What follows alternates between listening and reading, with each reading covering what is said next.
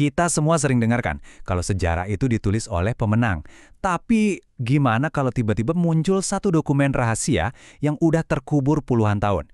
Sebuah dokumen yang memaksa kita buat mempertanyakan lagi semua yang kita tahu tentang salah satu peristiwa paling krusial dalam sejarah Indonesia. Yuk kita bedah bareng isi dokumen CIA yang baru dibuka untuk publik ini yang ternyata menyajikan sisi lain dari peristiwa Madiun. Nah, yang kita lihat di sini tuh bukan analisis sejarawan atau pengamat asing ya. Ini adalah terjemahan langsung dari penjelasan Partai Komunis Indonesia atau PKI tentang apa yang menurut mereka sebenarnya terjadi. Dokumen ini menawarkan sebuah narasi tandingan yang bisa dibilang membongkar versi resmi yang selama ini kita pelajari di sekolah. Jadi pertanyaannya jadi begini, apakah ini murni sebuah kudeta komunis yang gagal atau seperti yang diklaim dokumen ini semua adalah sebuah provokasi yang sengaja dirancang untuk memusnahkan mereka. Mari kita telusuri argumen mereka satu persatu. Oke, untuk bisa memahami argumen mereka, kita harus mulai dari satu kata kunci yang mengubah segalanya. Satu kata yang jadi fondasi dari seluruh narasi tandingan yang mereka bangun. Mereka nggak menyebutnya peristiwa Madiun. Mereka bilangnya provokasi Madiun. Kelihatannya sepele ya, beda satu kata doang. Tapi ini krusial banget. Karena bagi mereka, ini bukanlah pemberontakan yang mereka mulai, melainkan sebuah jebakan. Jebakan yang sengaja dirancang untuk memancing mereka masuk ke dalam konflik, dan kemudian, ya, menghancurkan mereka.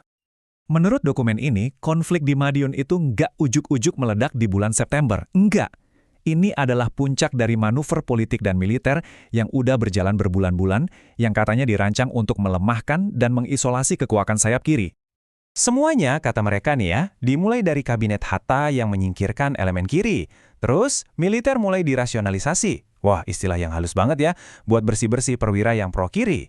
Puncaknya, mereka mengklaim ada konferensi rahasia yang melahirkan rencana pembersihan merah. Setiap langkah ini, bagi mereka adalah bagian dari sebuah rencana besar. Dan ini nggak cuma manuver politik tingkat tinggi loh, dokumen ini merinci provokasi langsung di lapangan. Kantor-kantor diganggu, anggota diculik, ada pembunuhan, dan kampanye disinformasi buat nyebarin ketakutan soal bahaya merah. Semua ini, klaim mereka, dilakukan cuma untuk menciptakan alasan pembenar bagi pemerintah buat nyerang mereka. Nah, contoh paling konkret yang mereka sodorkan, pembunuhan Kolonel Sutarto. Dia ini bukan perwira biasa, tapi perwira populer yang bersimpati pada PKI. Kematiannya, menurut dokumen ini, bukanlah insiden acak, tapi bagian dari pembersihan sistematis terhadap elemen-elemen progresif di tubuh militer. Oke, dengan semua latar provokasi ini, mari kita lihat gimana dokumen ini ngejelasin apa yang sebenarnya terjadi di Madiun pada bulan September 1948 itu. Disinilah letak perbedaan narasi yang paling tajam. Versi pemerintah bilang PKI mencoba merebut kekuasaan.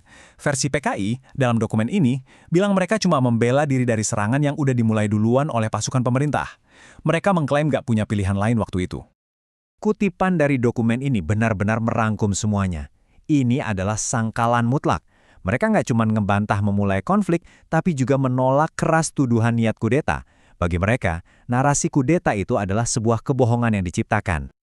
Bahkan pidato radio Bung Karno yang terkenal itu, yang meminta rakyat memilih antara Soekarno-Hatta atau Musso, dilihatnya beda banget. Bagi PKI, itu bukan seruan untuk persatuan, tapi semacam deklarasi perang terbuka, lampu hijau untuk memburu dan memusnahkan mereka. Narasi pemerintah kan sangat bergantung pada satu figur sentral ya, Musso, pemimpin PKI yang dituduh sebagai agen Soviet. Nah, dokumen ini berusaha keras untuk meruntuhkan citra itu dan menampilkan potret yang sama sekali berbeda. Di dokumen ini, Musso itu bukan pengkhianat.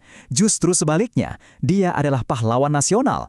Seorang patriot sejati yang tujuan utamanya bukan melawan pemerintah, tapi justru menyatukan semua kekuatan di Indonesia untuk menghadapi musuh yang sebenarnya, Belanda. Dan untuk membuktikannya, mereka mengutip langsung kata-kata Musso. Kalau kutipan ini akurat, ya, prioritasnya jelas. Persatuan nasional melawan Belanda, bukan perang saudara untuk merebut kekuasaan. Terus, gimana soal tuduhan paling serius kalau Musso itu agen Soviet? Dokumen ini membantahnya mentah-mentah. Mereka bilang, Uni Soviet itu cuma mendukung perjuangan anti-imperialis Indonesia tanpa ada niat buat mengendalikannya. Jadi, mari kita rangkum sebentar. Dokumen ini nggak cuma sekedar menyangkal tuduhan, tapi juga menyajikan sebuah kerangka argumen yang utuh tentang bagaimana, menurut mereka, PKI sebenarnya telah dijebak. Inilah alur provokasi versi mereka, bisa dibilang dalam 4 langkah. Pertama, isolasi secara politik. Kedua, pelemahan di militer.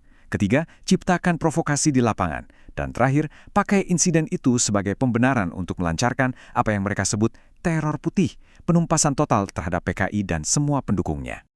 Dan dampak dari teror putih ini, menurut klaim mereka, sangat masif. Dokumen ini menyebut angka puluhan ribu orang terbunuh atau ditangkap.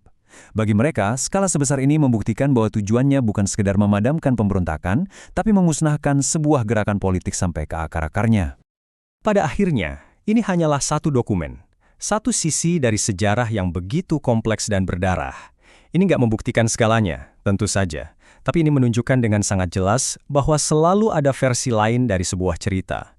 Dan ini bikin kita bertanya-tanya, berapa banyak lagi ya kebenaran yang masih terkunci rapat di arsip-arsip rahasia di seluruh dunia?